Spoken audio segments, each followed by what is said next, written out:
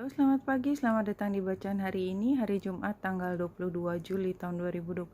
Selamat datang di bacaan harian, bacaan umum untuk semua zodiak. Ambil hanya jika resonate. Silahkan lihat description box di bawah video ini untuk rangkuman bacaan hari ini. Hari ini pukul 12 siang waktu Indonesia bagian Barat, kita lihat bulan conjunction dengan Uranus dan North Node. Jadi Uranus dan North Node kan dari kemarin kita lihat tanggal 18 itu kan masih ada jarak, dan tanggal 22 semakin dekat ya. Yang jelas Uranus itu kan bergeraknya lambat ya, karena dia ada sekitar 7-8 tahun berada di satu zodiak. Kalau North Node itu sekitar 1,5 tahun, dan dia bergeraknya kebalik. Jadi dari yang biasanya ke depan sekarang ke belakang gitu ya. Dan kalau harfiahnya ya, sebelum melihat bulan ada di mana, karena dia bulan akan mengaktifasi Uranus dan North Node. Uranus itu kan adalah perubahan yang tidak terduga, kayak tower moment. Kita nggak bisa prediksi, karena tidak mungkin diprediksi. Ini termasuk inovasi di situ. Inovasi adalah sesuatu yang baru sama sekali, sehingga kan kita belajarnya itu setelah berjalan beberapa saat. Dan North Node itu adalah tentang keinginan kita ke depan, tentang pandangan kita ke depan, idealisme, apa yang mengarahkan kita untuk kita berjalan ke depan, motivasi kita, contoh bagus. Nah, karena ini Uranus dan North Node itu kan artinya perubahan yang mendasar, yang mengubah cara kita melihat ke masa depan. Jadi kan kira-kira seperti itu.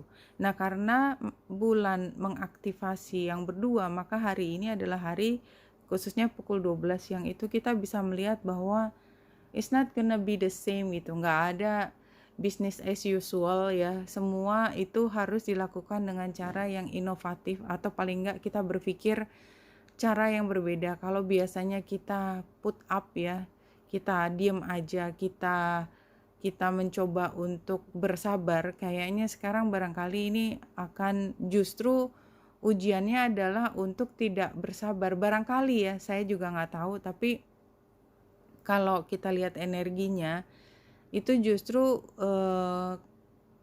perubahan itu yang dikedepankan.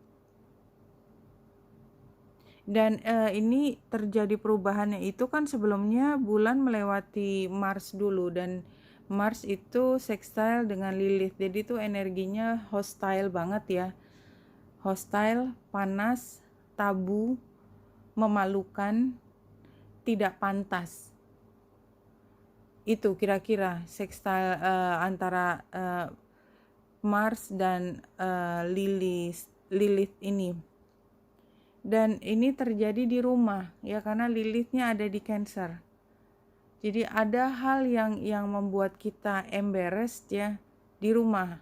Saya ngambilnya yang kolektif aja ya. Jadi mudah-mudahan nggak ada yang terjadi buruk di kita secara personally, walaupun kita paham bahwa energi di luar ada, bahwa kalaupun ada perubahan kita mampu mengantisipasi, dan kita aware banget, paham banget bahwa ini bukan kesalahan kita, bukan kesalahan orang, kita bisa menerima sebagai bagian dari perjalanan hidup itu ya. Nah, saya ngelihatnya hanya dari energi kolektif, di mana kita paham energi panas itu benar-benar, udara panas itu memakan jiwa ya di beberapa tempat.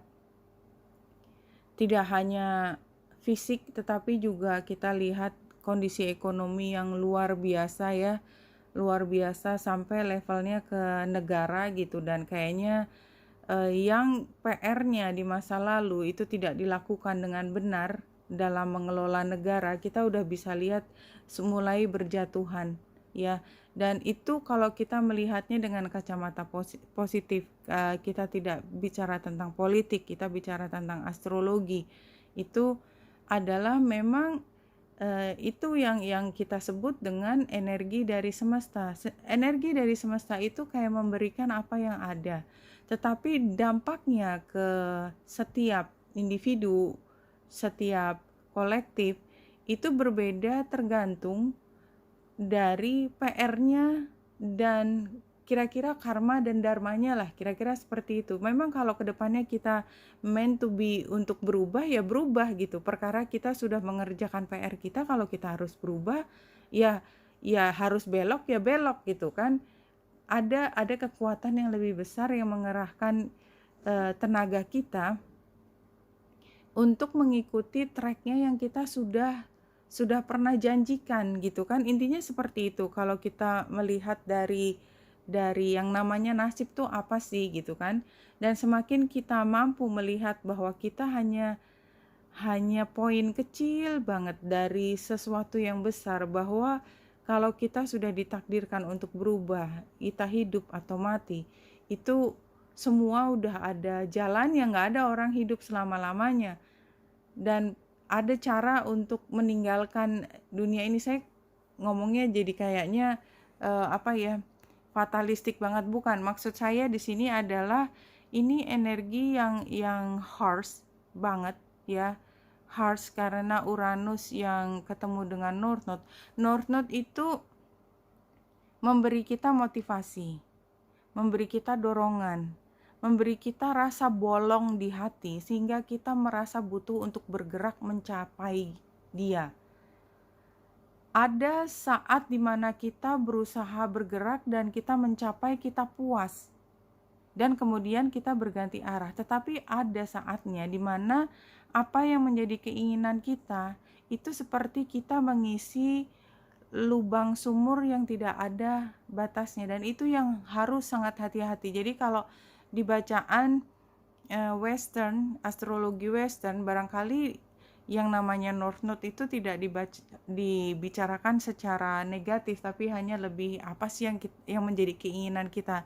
Kita tahu persis yang namanya keinginan itu sama dengan kesempatan kita untuk kecewa. Nah, kalau di dalam Vedic astrologi ini menipu. Jadi yang namanya North Node itu bisa menipu kita, seolah-olah kita sangat membutuhkan dan nggak ada cara lain kecuali mengejar itu ya.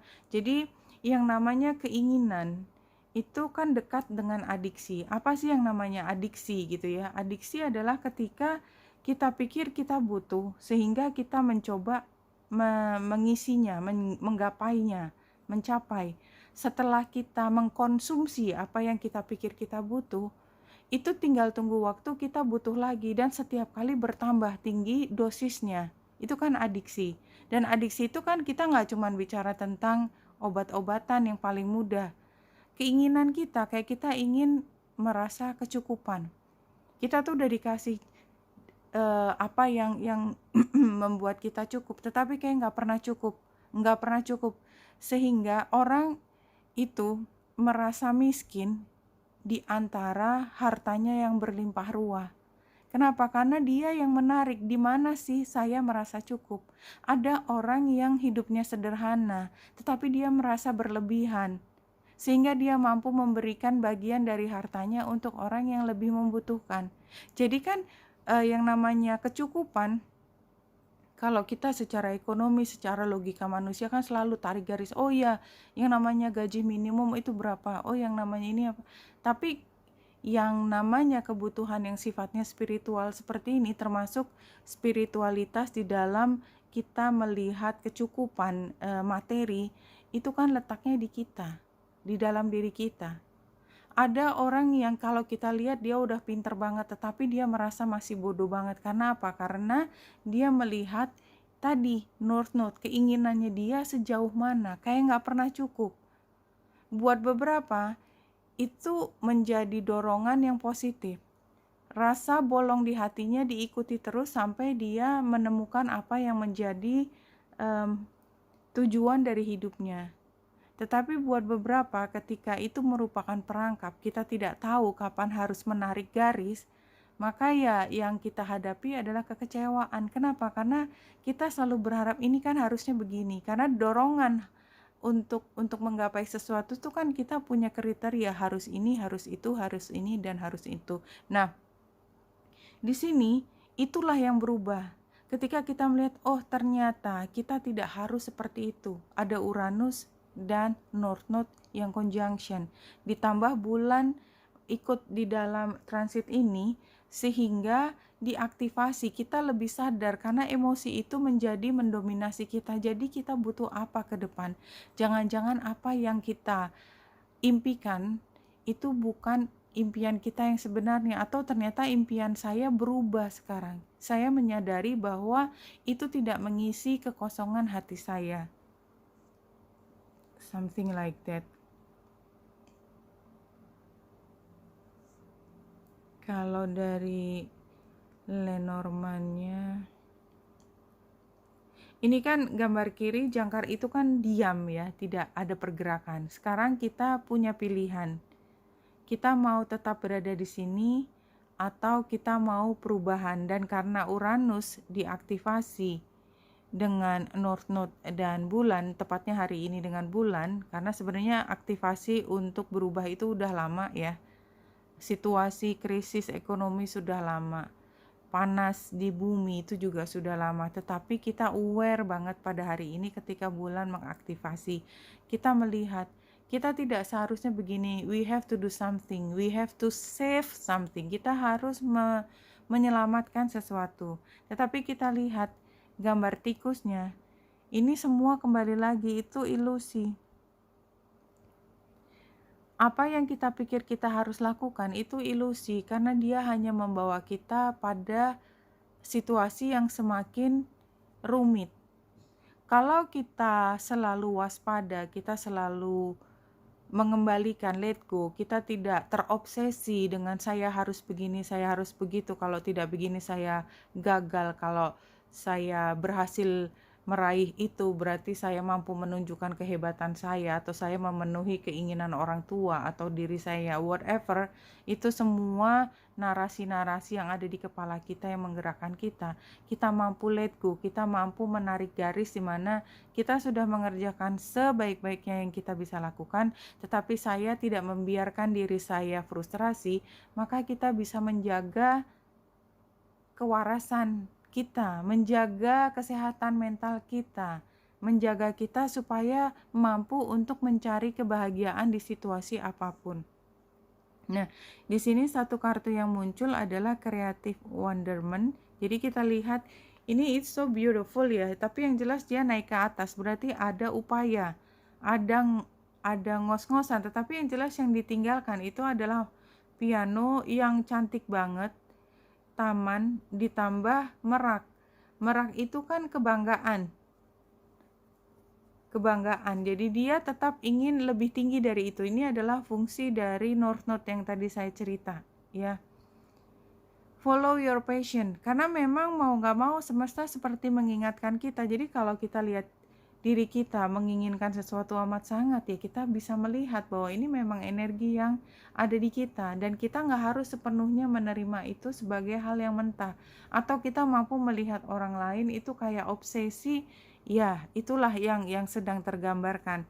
Nah, kalau 3 kartu dari Sacred Destiny ini, pertama adalah Miracles, ini adalah kartu masa lalu. After the storm, the rainbow appears. No matter where we are, the instant a rainbow splashes across the sky, we usually stop and stand in awe. Jadi ini kan menunjukkan bahwa setelah badai pasti berlalu gitu kan. Ada pelangi sebagai transisinya, dan ketika transisi tersebut masih mendung tapi udah berhenti badainya, kita seperti terpana dengan keindahan pelangi tersebut, seperti kita melihat miracles. Tapi ini kan berarti adalah situasi transisi, dan ini sudah berlalu atau previous event. Sekarang kita sukses. See, this is very beautiful, no? Ini kita sukses karena kita berada di tempat terkaya, most successful habitat in our planet. They have incredible diversity, a multitude of plant varieties and animal inhabitants. Jadi sebenarnya kita dalam kondisi yang berkecukupan. Dan opportunity moon through pine trees. occasional owl hoot, and the song of a solo coyote punctuate the stillness in the forest as a traveler walks through the pines. Jadi ini memang membuka kita pada kesempatan ketika kita tidak lagi struggling untuk survival, maka kita mampu masuk ke dalam tahap kreativitas karena kita bisa berkreasi kalau kita sudah bisa mengumpulkan, memusatkan energi kita untuk kreativitas itu sendiri, bukan sibuk untuk menahan supaya kita tidak jatuh.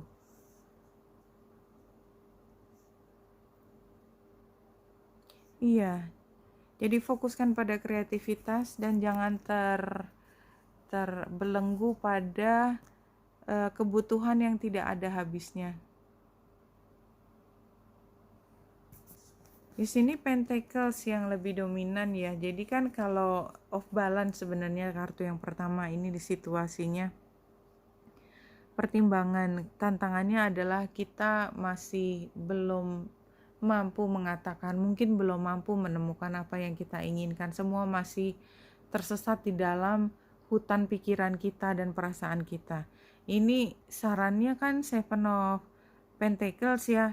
Kita nggak tahu sebenarnya apa yang kita upayakan itu berhasil atau tidak. Jadi sementara itu kita menunggu sebelum kita mampu melihat hasilnya. Tapi berarti di kebingungan kita itu kita upayakan untuk kita bicarakan, tetapi kita tidak memaksakan kita untuk bergerak sekarang. Karena kita lihat resultnya juga pertentangan, kita juga semakin berkonflik, semakin barangkali ya konflik kita menginginkan sesuatu tetapi tidak bisa melakukan. Kalau satu informasi untuk menutup bacaan kali ini,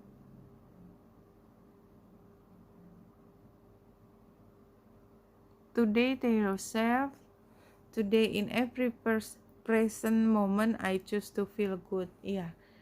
Ini jelas sekali untuk menutup bacaan hari ini. Mungkin tantangannya banyak. Mungkin kita juga tidak perlu terlalu peduli ya. Karena setiap orang beda. Yang penting kita paham bahwa yang ada di langit, yang ada di kartu adalah perubahan yang mendadak dan membuat kita melihat masa depan dengan cara yang berbeda. Tapi kita tidak perlu panik, kita tidak perlu frustrasi, karena kita mampu mengatakan pada diri sendiri bahwa apapun yang terjadi, saya memilih untuk mampu bersyukur, mampu menarik garis antara apa yang bisa saya capai dan apa yang bukan dalam kendali saya untuk memaksakan sesuatu. Kita tidak mau mengorbankan kredibilitas kita tidak ingin mengorbankan integritas diri kita, karena sebenarnya semuanya itu track itu sudah dibuat, kita hanya tinggal menjalani saja apa yang sudah ada di depan kita, sudah semuanya masing-masing punya rapot. Dan kenapa tidak ketika waktu terus bergulir dan kita menuju titik terakhir, kita memilih untuk feel good. That's why we here, no? Itulah sebabnya kenapa kita lahir ke dunia ini. Oke, Wenita Indrasari sini semoga membantu. Salam hati dan cahaya.